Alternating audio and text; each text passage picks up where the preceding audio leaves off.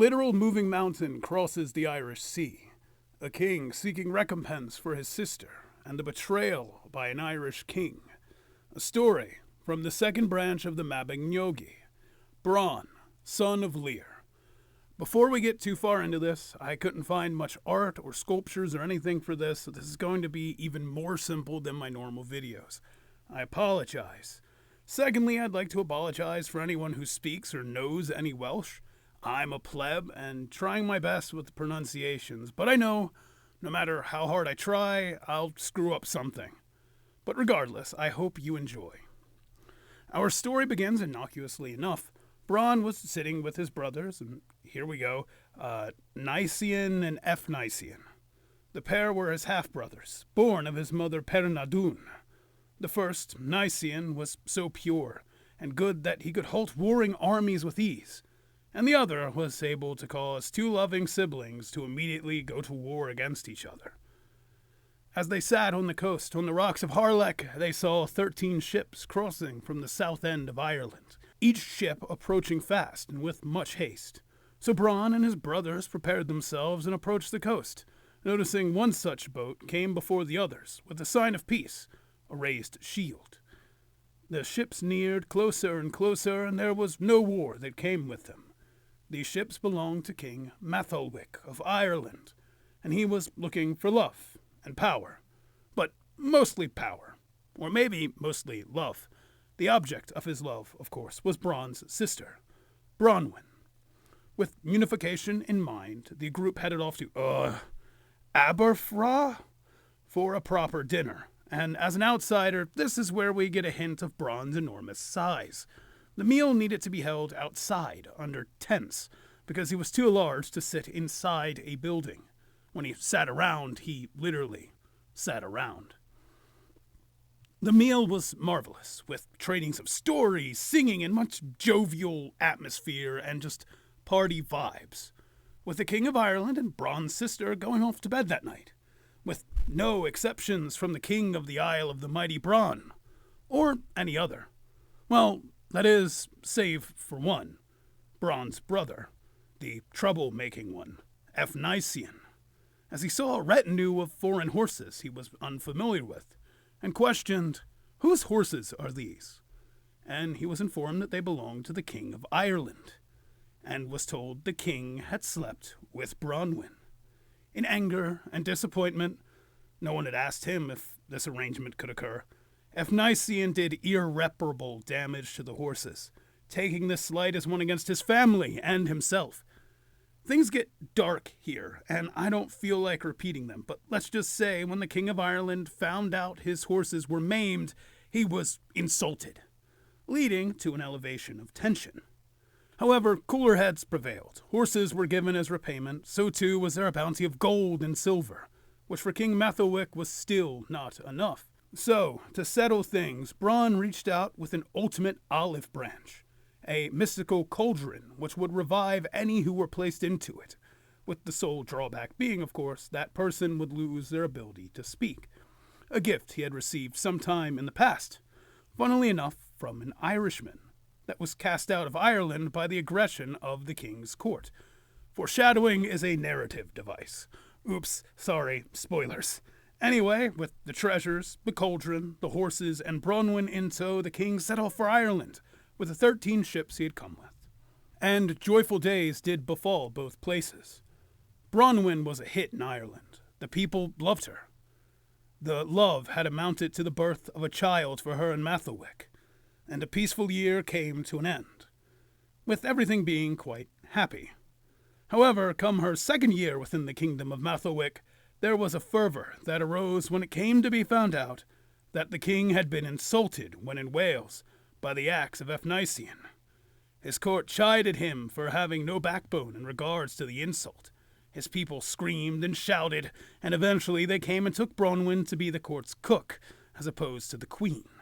And every day she would face insult and injury. And as that second year closed, 3 more years of this piled up and up. Each day, more anger from his people, each day a desire for some form of recompense against the Welsh and Bran. These people really needed to take a chill pill Because, well, if you recall, Bronwyn's brother is a big guy. Of course, they didn't take a chill pill. No, they just ramped things up and kept abusing and punishing Bronwyn to the point that she had to send word to her brother. This word went on the wings of a starling she raised, sending it across the sea. And when it found him, well, let's just say, an average swineherd watched as the Irish Sea swelled up against its shores, and a mountain made way across as if a child wading, surrounded by enough ships to look like a forest. This mountain, of course, being Bran. The king and his court, in fear of this man, retreated across the river Liffey and shattered all of the bridges, hoping in some way to hinder the ships as the river was loaded with lodestones and to prevent Bran from coming. Unfortunately, when you're a walking mountain, things aren't really hard to cross. The Welshman lifted his men from their ships across the rivers without hesitation, saying, "Let me be the bridge," and unloaded them onto the opposite shore. Matholwich knew his goose was cooked. He could not beat a literal moving mountain in conventional combat. But a sly member of his court had a far more devious plan. If Bronwyn could convince her brother that there would be a surrender, and then the Irish were to build an estate big enough for him to stay in, they could kill him with his guard down. So the terms were set, and Bronwyn, the messenger. She knew that her brother could easily destroy the island if he wanted to, and was sent to extend the olive branch and begin these peace talks. For his part, Bran honored his sister and watched as the massive fortress was built up. Unfortunately, the building was filled to the brim with assassins. Yeah, I've told you the story of how Bran got the cauldron was foreshadowing. The assassins were hidden in bags of flour that were prepared to kill the nearest Welshman when the time came. For all the trouble he could cause, Efnisien was pragmatic, and seeing these bags of flour began to make his way through the dining hall, walking and crushing the skulls of the hidden assassins, one by one, until they were all dealt with. It was kind of metal, honestly, always asking what was in the bag, and then squeezing until he felt the skulls collapse in his grasp, when the answer was flour, of course, from a very nervous attendant. Assassination attempt averted, the King of Ireland still put on a great feast for Bran and his men, and the aforementioned child of the king and Bronwyn was allowed to roam freely, interacting with the Welsh family he had no knowledge of. Of course, he approached his uncle Bran, literally the monolith of a man he was, and then his uncle Nisien, but he avoided his other uncle, Efnisien.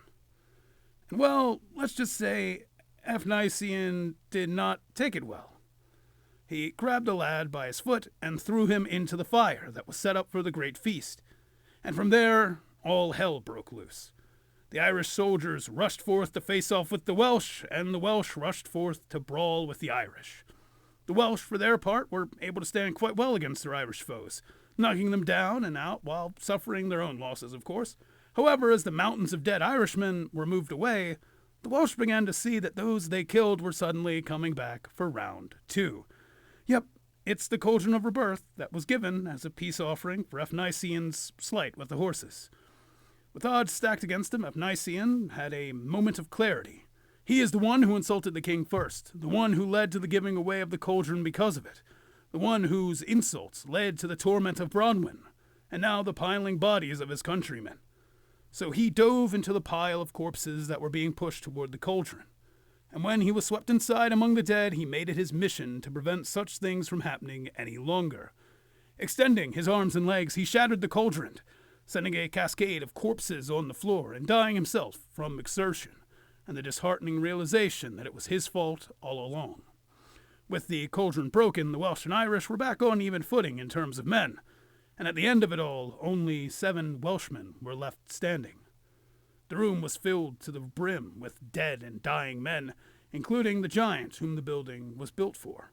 Bran, seeing his sister dying of a broken heart, and he himself being wounded and poisoned from a trick spear, makes a heroic sacrifice. He tells his men to sever his head and position it on a great hill in Britain toward France to ward off invasions. And they do. And with his head positioned, the second branch of the Mabinogi comes to an end. Bran, dead. Bronwyn, dead. And Wales without its great leader. A blow of great sadness had been dealt to the land, and yet another branch unfurled. But that's a story for a different day. As always, thanks for watching, stay hydrated, be good people.